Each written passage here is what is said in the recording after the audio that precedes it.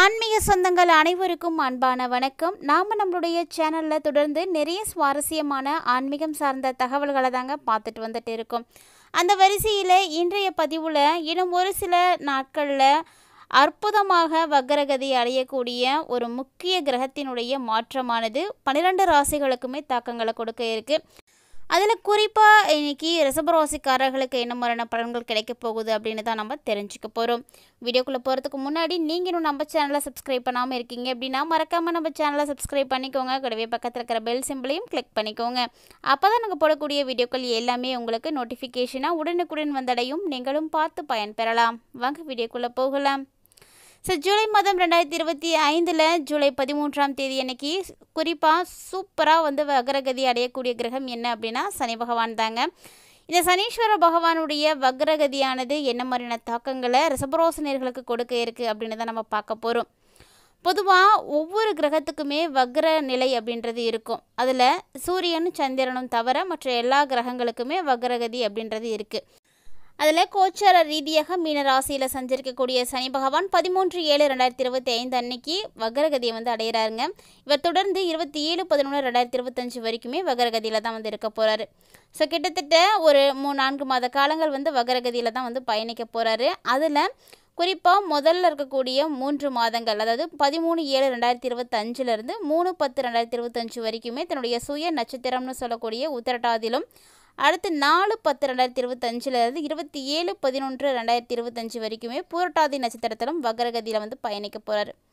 So சனி பகவான் பார்த்திங்கன்னா தன்னுடைய சுய நட்சத்திரத்தில் வக்ரம் அடைய இந்த காலத்தில் நாட்டிலையுமே நிறைய பாதிப்புகள் அப்படின்றது ஏற்பட இருக்குது. நாட்டில் என்ன ஏற்படுது அப்படின்னா தொழில் ரீதியான பாதிப்புகள் அதிகமாக இருக்கும். அதாவது புதுசாக தொழில் வரிகளால் வியாபாரிகள் எல்லாம் கொஞ்சம் கஷ்டப்படுற மாதிரி இருக்கும். விலைவாசியில் ஏற்ற இறக்கங்கள் எல்லாம் உருவாகும். அன்றாடம் நீங்கள் பயன்படுத்தக்கூடிய பொருட்களில் நிறைய விலை உயர்வுகளை பார்க்க வேண்டியிருக்குங்க. குறிப்பாக இந்த காலகட்டங்களில் பொதுமக்களை குறிக்கக்கூடிய கிரகமாக இருக்கிற இந்த சனி பகவான் வக்ரம் அடைகிறது மக்களுக்கும் ஆட்சியாளர்களுக்கும் இடையே மனபேதத்தை அதிகமாக்கி கொடுக்கும். முதலாளி தொழிலாளிகளுக்கிடையே ஒற்றுமை குறையறதுக்கு வாய்ப்பு இருக்குங்க. பொதுவாக வருட கிரகங்களுடைய பயிற்சி சுய ஜாதகத்தில் தசாபுத்தியோடு இணைந்து தான் பலன்களை கொடுக்கும். அது அப்படி பார்க்கையில் ஒரு கிரகம் அசுப பலன்களை வெளிப்படுத்துது அப்படின்னா இன்னொரு கிரகம் நமக்கு இன்பத்தை கண்டிப்பாக கொடுக்கும். மேலும் சுய ஜாதக ரீதியான தசா புத்தி சாதகமாக இருந்துச்சு அப்படின்னா கோச்சார கிரகங்கள் சுப பலன்களை கண்டிப்பாகவே தரும். அதே தசா புத்தி வேறு மாதிரி இருக்குது அப்படின்னா கோச்சார ரீதியாக நீங்கள் பலன்கள் பாதிப்புகளாக மட்டும்தான் உங்களுக்கு கிடைக்கும். ஸோ இப்போ ஏற்படக்கூடிய இந்த அற்புதமான வக்ரகதியானது என்ன மாற்றங்களை கொடுக்க போகுது, குறிப்பாக ரிஷபராசினியர்களுக்கு எப்படி இருக்குது அப்படின்றத தான் நம்ம இந்த பதிவில் தொடர்ந்து பார்த்து தெரிஞ்சுக்க போகிறோம். சனி பகவான் பார்த்திங்கன்னா நீதிமான், கர்மக்காரகன், தொழிற்காரகன் அப்படின்ற சிறப்பு பெயர்களோடு அழைக்கப்படக்கூடிய ஒரு கிரகம். அவர் இப்போது வக்ரகதியில் அடையிறாரு அப்படின்னா கண்டிப்பாக பலன்கள் அப்படின்றது வேறுபட்டு தான் இருக்கும். அதில் ரிஷபராசிக்காரர்களுக்கு தற்போது ஏற்பட்டிருக்கக்கூடிய சனி பயிற்சியானது ரொம்ப சிறப்பாகவே இருந்துச்சு. ஸோ கோச்சார ரீதியாக இப்போ வக்ரம் அடையும் போது என்ன மாற்றத்தை கொடுக்குறாரு அப்படின்னு பார்க்கலாம். ரிஷபராசிக்கு பார்த்திங்கன்னா 11வது இடமாக இருக்கக்கூடிய லாபஸ்தானத்தில் தான் இப்போ சஞ்சரிச்சிட்ருக்காரு. ஸோ கோச்சார சனி பகவான் 13/7/2025 3/10/2025 வரைக்குமே தன்னுடைய சுய நட்சத்திரமான உத்திரட்டாதியில் தான் வக்ரகதியில் இருக்க போகிறாரு. இதனால் உங்களுக்கு என்ன மாதிரியான மாற்றங்கள் கிடைக்கும் அப்படின்னு பார்த்தீங்கன்னா அரசு உத்தியோக முயற்சிகள் அப்படின்றது கொஞ்சம் இழுபறியாகும். அதுக்கெல்லாம் நீங்கள் ட்ரை பண்ணிகிட்ருக்கீங்க அப்படின்னா அது உங்களுக்கு கிடைக்கிறதுக்கு கொஞ்சம் காலங்களாகும். ஏன்னா இன்னும் ஒரு 4 மாதத்துக்கு சனி வக்ரகதியில் தான் இருக்க போகிறாரு. ஸோ 4 மாதத்துக்கு இதெல்லாம் சாத்தியமாகறதுக்கு வாய்ப்புகள் ரொம்ப குறைவு. அதனால் பெருசாக அதெல்லாம் பற்றி நீங்கள் சிந்தித்து அது கிடைக்கலையே அப்படின்ற விரக்தியெல்லாம் ஆகக்கூடாது. இது மாதிரி எதுவும் நடக்கக்கூடாது அப்படிங்கிறதுக்காக தான் முன்னெச்சரிக்கையாக நம்ம விஷயங்களை சொல்கிறோம். ஸோ ஒரு வேளை உங்களுடைய மனசில் பாதிப்புகள் ஏற்படுது அப்படின்னா அதை போக்குறதுக்கான முயற்சிகளை எடுத்துக்கோங்க.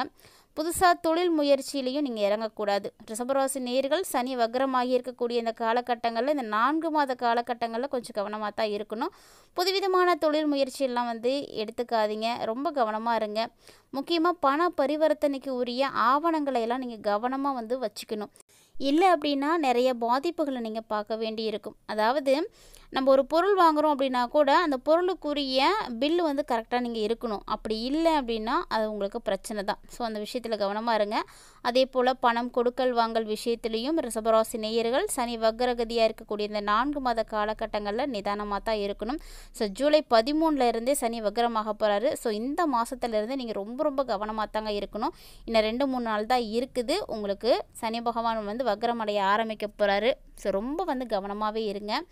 அதே போல தாங்க இந்த காலகட்டங்களில் அதிர்ஷ்டம் வந்து நம்ம பக்கம் இருக்குது, நமக்கு அதிர்ஷ்டத்தின் மூலமாகவே எல்லாம் கிடைச்சிடும் அப்படின்ற மாதிரி எந்த ஒரு ஆர்வத்தையும் நீங்கள் வச்சுக்காதீங்க. அந்த மாதிரியான ஆர்வங்கள் இருக்குது அப்படின்னா ரிஷபராசி நேயர்களே அதெல்லாம் குறைச்சிக்கோங்க. ஏன்னா அது இப்போலாம் உங்களுக்கு எந்த செல்லுபடி ஆகாது. சனி பகவான் வந்து வக்ரமாகி இருக்கார் அப்படிங்கும்போது இதுக்கெல்லாம் வந்து வாய்ப்பு கம்மி.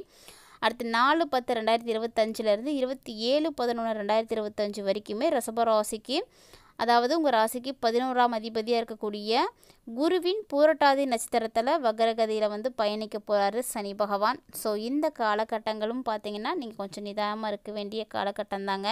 அதாவது இந்த நேரத்தில் கண்டிப்பாக நீங்கள் ரொம்ப ரொம்ப கவனமாக இருக்கணும். ஏன்னா பணபரஸ்தானம் அப்படின்னு சொல்லக்கூடிய இடத்துல மறைமுக வருமானம் ஈட்டுறது, சட்டத்திற்கு புறம்பான செயல்கள் செய்கிறது, இதெல்லாம் நீங்கள் இந்த டைமில் தவிர்த்துக்கோங்க. ஒருவேளை இது வரைக்கும் நீங்கள் செஞ்சிட்ருக்கிறது உங்களுக்கு நல்ல பலன்களை கொடுத்துருக்கலாம். நீங்கள் ஈஸியாக வந்து தப்பிச்சிட்டு கூட இருந்திருக்கலாம். சனி இப்போ வக்ரமாகறாரு. அப்போ என்ன பண்ணுவார்? நின்று உங்களுக்கு பலன்களை கொடுப்பாரு. அதனால் அதற்குரிய தண்டனைகளை வழங்கிடுவார். எந்த கிரகமுமே நமக்கு வந்து தண்டனைகள் கொடுக்கறதுக்கு மறுக்கிறதே கிடையாது. ஸோ அது அந்தந்த நேரத்தில் நமக்கு தண்டனைகளை வந்து கொடுத்துடும். அப்படி இருக்கையில் இந்த மாதிரியான விஷயத்தெல்லாம் நீங்கள் மாட்டிக்கிட்டீங்க அப்படின்னா இவ்வளோ நாளாக நீங்கள் சேர்த்து வச்ச நல்ல பேர் ஒரே நாளில் வந்து டேமேஜ் ஆகிடும். ஸோ ரொம்ப கவனமாக இருக்கணும். விபத்து, கண்டம், சர்ஜரி, அவமானம் இது போன்ற பாதிப்புகள்லாம் வந்து இனி வந்து கொஞ்சம் குறைய ஆரம்பிக்கும். இது வரைக்கும் எதுவும் பார்த்துருந்தீங்க அப்படின்னா கூட இனி வந்து அதெல்லாம் குறையும். முக்கியமாக இந்த காலகட்டங்களில் பஞ்சாயத்துக்கள், வழக்குகள் எதுவும் இருக்குன்னா அதெல்லாம் இழுபறியாக இருக்கும். ஸோ இப்போதைக்கு இது மாதிரியான விஷயங்கள் எல்லாம் நீங்கள் எதையுமே எதிர்பார்க்காதீங்க. அதே போல் உங்கள் வீட்டில் மூத்த சகோதரர்கள் இருக்காங்க, இல்லை சித்தப்பா பெரியப்பாலாம் இருக்காங்க அப்படின்னா அவங்களெல்லாம் வந்து பகச்சிக்காதீங்க. அது வந்து இந்த டைமில் உங்களுக்கு நல்லது கிடையாது. அதே போல் சுயமாக நான் தொழில் செய்துட்ருக்கேன், நான் சுய தொழில் செய்துட்ருக்கேன் அப்படின்னு சொல்லக்கூடியவங்கெல்லாம் அதிகமான முதலீடுகள் வந்து செய்யாதீங்க. இல்லை நான் புதுசாக தொழில் தொடங்க போகிறேன், இப்போ தான் வந்து அதிகமாக முதலீடு போட போகிறேன் அப்படின்றவங்களாம் முதலீடு போட்டு பெருசாக தொழில் நடத்தக்கூடியவங்க கண்டிப்பாக ஒரு முறை போய் உங்களுடைய ஜாதகத்தை வந்து பரிசீலனை செய்துக்கிறது ரொம்ப நல்லது. இந்த டைமில் உங்கள் ஜாதகத்தை பார்த்துட்டு அதுக்கப்புறமா நீங்கள் செய்யுங்க. உங்களுடைய தசாபுத்தி சரியாக இருக்கா அப்படின்றதெல்லாம். இல்லை அப்படின்னா பெரிய சிக்கலாக போயிடும். ஒரு சிலருக்கு விபரீத ராஜயோக அதிர்ஷ்ட வாய்ப்புகளும் தேடி வரும், அதுக்கும் சான்ஸ் இருக்குது. ஸோ இது எல்லாத்துக்குமே முன்னாடி சொன்ன மாதிரியே தான் உங்களுக்கு வந்து தசாபுத்தி எப்படி இருக்குது அப்படின்றத பார்த்தே ஆகணும். ஸோ ரிஷபராசி நேயர்கள்லாம் இந்த டைமில் மிஸ் பண்ணாமல் உங்களுடைய ஜாதகத்தை போய் பாருங்கள். ஒருவேளை உங்களுக்கு மாற்றங்கள் இருக்குது, நல்ல அதிர்ஷ்ட வாய்ப்புகள் இருக்குது அப்படின்னா அதுக்கப்புறமா அடுத்து நீங்கள் என்ன செய்யணும் அப்படின்றத சிந்தித்து செயல்படுங்க. ஏன்னா முன்னாடி எதையுமே பார்க்காம எதையும் வந்து ஆரம்பிக்காதீங்க. மேலும் சனியினுடைய வக்ர பாதிப்புகள் பார்த்திங்கன்னா உங்களுக்கு கொஞ்சம் நிறையவே தான் இருக்குது. இருந்தாலும் அது குறையறதுக்கு நம்மளுடைய சேனலில் எளிமையான ஒரு பரிகாரமும் இருக்குது. கண்டிப்பாக அதையும் நீங்கள் செய்து நல்ல ஒரு பயன் வந்து பெற்றுக்கணும். கிரக அமைப்புகளின்படி ஒவ்வொரு முறை ஏற்படக்கூடிய பாதிப்புகளையும் குறைக்கிறதுக்காக தான் நம்ம பரிகாரங்கள் வந்து செய்துட்டு இருக்கோம். அதனால் அந்த பரிகாரங்கள் சின்னதாக பெருசாக அப்படின்லாம் பார்க்காதீங்க. கண்டிப்பாக செய்யக்கூடிய நேரத்தில் செய்துக்கோங்க, அது ரொம்ப நல்லது. இருந்தாலுமே கூட இந்த காலகட்டங்கள் பார்த்திங்கன்னா உங்களுடைய வாழ்க்கையிலையும் மிகப்பெரிய அளவில் மாற்றங்களை கொடுக்கணும் அப்படின்றதுக்காக இறைவன்கிட்ட பிரார்த்தனை செய்துக்கோங்க. பொதுவாக ஜோதிட ரீதியாக எல்லா கிரகங்களுமே சூரியன்கிட்ட இருந்து ஒளி பெற்று தான் வந்து இயங்குறாங்க. அதாவது மனிதர்கள் எப்படி அந்த சூரியனுடைய ஒளி கிடைக்கக்கூடிய நேரங்களில் அந்த கிட்டேருந்து எனர்ஜியை வாங்கிட்டு வேலை செய்கிறாங்க, அதே சூரியன் அஸ்தமனமாகும் பொழுது அந்த ஒளியெல்லாம் வந்து இழக்கக்கூடிய நேரத்தில் அவங்களுடைய ஆற்றலும் குறைந்து ஓய்வெடுக்க போயிடுறாங்க. அதே போல் தான் கிரகங்களும். ஸோ இதில் வந்து நம்ம ஒரு சில நேரங்களில் கொஞ்சம் ஜாக்கிரதையாக இருந்துக்கிறது நல்லது. ஸோ இந்த டைம் ரிஷபராசி நேயர்கள் உங்களுக்கு சிறப்பான பலன்கள் கிடைக்கிறதுக்கு வெள்ளிக்கிழமையை வந்து சூஸ் பண்ணிக்கோங்க. வெள்ளிக்கிழமைகளில் உங்களால் முடிந்த அளவுக்கு வெள்ளை மொச்சை இருக்குது இல்லைங்களா, அதை வாங்கி நீங்கள் தானமாக யாருக்காவது வந்து கொடுங்க. ஸோ வெள்ளிக்கிழமையில் வெள்ளை மொச்சை தானம் கொடுக்கறது சிறப்பானது, முன்னாடியே தெரியும். அதை இந்த டைமில் நீங்கள் பண்ணிங்க அப்படின்னா உங்களுக்கு பார்த்திங்கன்னா சனியின் மூலமாக ஏற்படக்கூடிய பாதிப்புகளானது குறைய ஆரம்பிக்கும். கட்டாயமாக செய்யுங்க. இந்த பதிவு உங்களுக்கு பிடிச்சிருக்குன்னா லைக் பண்ணுங்கள், ஷேர் பண்ணுங்கள், மறக்காமல் கமெண்ட் பண்ணுங்கள். மேலும் இது போல் பல இன்ட்ரெஸ்டிங்கான தகவல்களை எல்லாம் தொடர்ந்து பார்த்து தெரிஞ்சுக்கிறதுக்காக மறக்காமல் நம்ம சேனலை சப்ஸ்கிரைப் பண்ணிவிட்டு ஃபாலோ பண்ணிக்கோங்க. மேலும் ஆன்மீக ரீதியாக கொடுக்கப்பட்டிருக்கக்கூடிய அந்த எளிமையான பரிகாரத்தையும் கட்டாயமாக நீங்கள் செய்து பயன்பெறுங்க. மேலும் இது போல் நிறைய இன்ட்ரெஸ்டிங்கான தகவல்களை எல்லாம் தொடர்ந்து பார்க்குறதுக்காக நம்ம சேனலோடு இணைந்திருங்க.